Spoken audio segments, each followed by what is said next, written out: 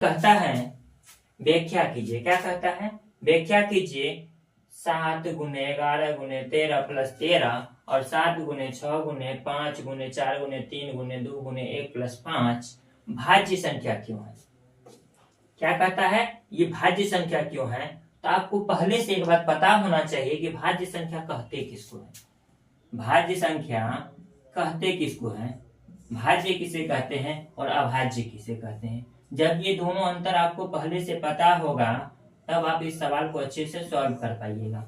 भाज्य संख्या में कोई भी नंबर जब होता है तो उसका 2 से ज्यादा गुणनखंड होता है और अभाज्य संख्या में कोई भी नंबर होता है तो उसका 2 ही गुणनखंड होता है। इस बात को ध्यान रखिएगा। जैसे ये 10th है, 10 का 10th यानी कि 10 का गुणनखंड करेंगे, इसका 10 का गुणनखंड करेंगे तो इसको क्या किससे कटेगा, ये 2 से कटेगा, 2 पंचे 10, ये फिर 5 से कटेगा 1, यानी इसका निकलेगा मल्टीप्लीकेशन फॉर्मेट में लिखेंगे तो ऐसे 2 गुने 5 गुने 1, यानी 2 से ज्यादा गुणनखंड है ना इसका। जब 2 से ज्यादा गुणनखंड है तो भाज्य संख्या है।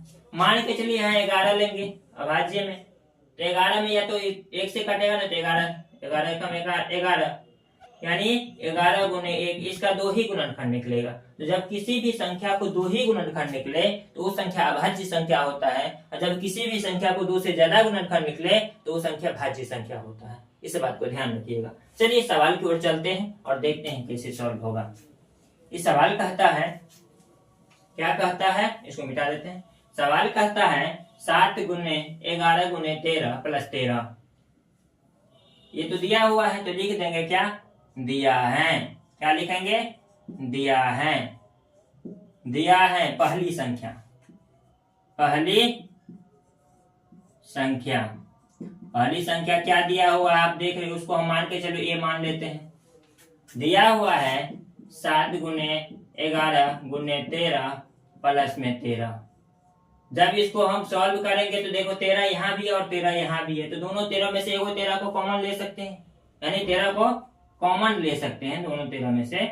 और यहाँ बचेगा क्या, तो बचेगा 7 गुने 11, और ये प्लेस खाली तो नहीं रहेगा, कुछ ना कुछ तो आएगा, तो उसके स्थान पर 1 आएगा और प्लस वाला भी स्थान पर 1 आएगा। तो देखिए आगे क्या है, 13 तो कॉमन ले लिए, 7 को 11 को गुना करेंगे तो 11 7 77 और गुने 1 तो 77 ही होगा, प्लस में 1 तो 78, यानी 77 प्लस में 1 तो क्या होगा 13 गुने 78। अब देखो इसमें 2 से अलावा 2 से ज्यादा गुणनखंड है, एक से तो दोनों ने दोनों विभाजित हो जाएगा ना, एक से दोनों का दोनों विभाजित होगा, 2 को पहले से है तो यह स्वयं के अलावा 2 अन्य संख्या से भी विभाजित होता है, इसीलिए यह भाज्य संख्या है। और दूसरी संख्या की ओर चलेंगे तो यहाँ फिर नोट करना होगा। क्या होगा, यहाँ हम नोट कर देंगे तो और अच्छा रहेगा। नोट क्या करना होगा, जब ये 2 से ज्यादा निकल गया तो लिख देंगे अतः यह भाज्य संख्या है, अतः यह भाज्य संख्या है। क्या है, भाज्य संख्या है। दूसरी संख्या जब देखेंगे, दूसरी संख्या की ओर देखेंगे तो पहली संख्या को हम लोग ए माने थे, दूसरी संख्या को क्या मानेंगे, बी मान लेंगे। क्या दिया हुआ है, 7 गुने 6 गुने 5 गुने 4 गुने 3 गुने 2 गुने 1 प्लस में दिया है 5। अब देखो यहाँ पर भी 5 है और यहाँ भी 5 है, तो दोनों 5 में से क्या करेंगे, कॉमन ले लेंगे।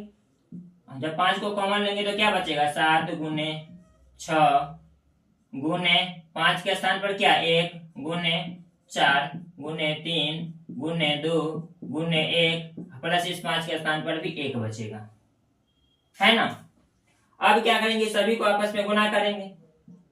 क्या करेंगे, गुना करेंगे तो 7 छक 42, 42 एकम 42 है ना, तो 42 एकम, अब 42 में 4 से गुना करेंगे तो 42 में 4 से गुना करेंगे तो 4 दूनी 8 और 4 से 5 16, 168 आया। अब 168 में 3 से गुना करेंगे, 8 3 24 का 4, 6 3 18 और 2 20 के 0 और 3 1 3 1 4 हुआ ना जी। इसमें 2 से गुना करेंगे तो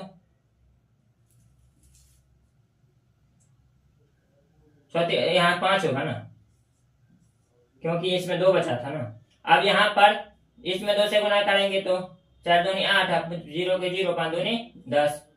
अब यहाँ पे 1 से करेंगे या ना करेंगे कोई इफेक्ट नहीं पड़ेगा, तो 5 गुने क्या होगा, 5 गुने 1008 और प्लस में क्या बचल है तो 1, तो क्या होगा 5 गुने 1009।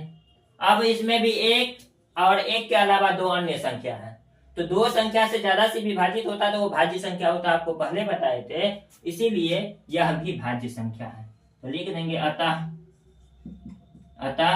यह भाज्य संख्या है, अतः यह भाज्य संख्या है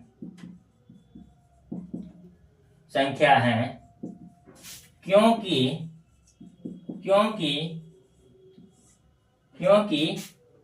1 के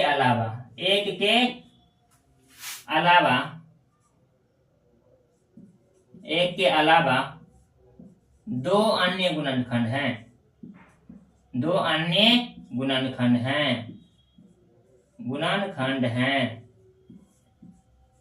समझ गए होंगे। हम आशा करते हैं कि इसमें अगर अब कहीं पर डाउट हो तो आप हमसे कमेंट बॉक्स में क्वेश्चन पूछ सकते हैं, और इसको हम आपको हर संभव प्रयास करेंगे समझाने का।